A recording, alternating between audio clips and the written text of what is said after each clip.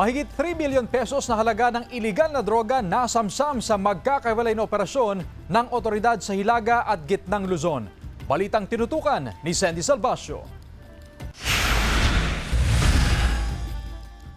Arestado ang isang lalaki sa buy-bust operation ng pulisya sa barangay Lasip Grande, Dagupan City gabi noong Biyernes.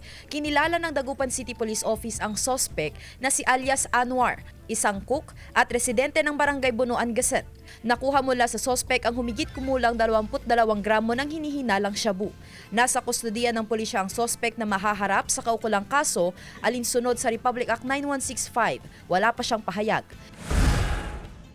Sa Olongapo City, dalawang umano'y tulak ng iligal na droga ang natimbog sa buy-bust operation ng pulisya sa barangay Santa Rita gabi ng Biyernes.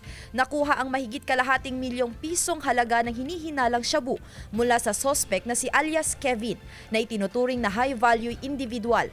Arestado rin ang isa pang high-value individual sa buy-bust operation ng barangay West Bahak-Bahak madaling araw noong Sabado.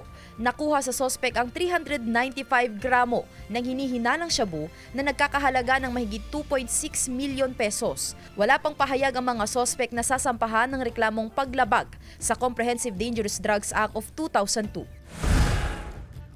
Isang high-value individual din na umano'y sangkot sa iligal na droga at pagdadala ng iligal na baril ang inaresto ng mga otoridad sa barangay Karabatan, Chica, Kawayan City, Isabela gabi noong Biyernes.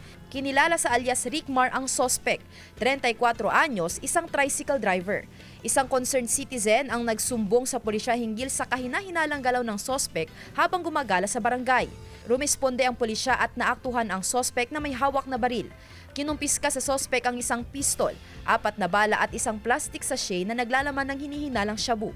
Nasa kustodiyan ng pulisya ang suspect at inihahanda na ang reklamong isasampa laban sa kanya. Sinisikap ng GMA Regional TV 1 North, Central Luzon na makuhanan siya ng pahayag.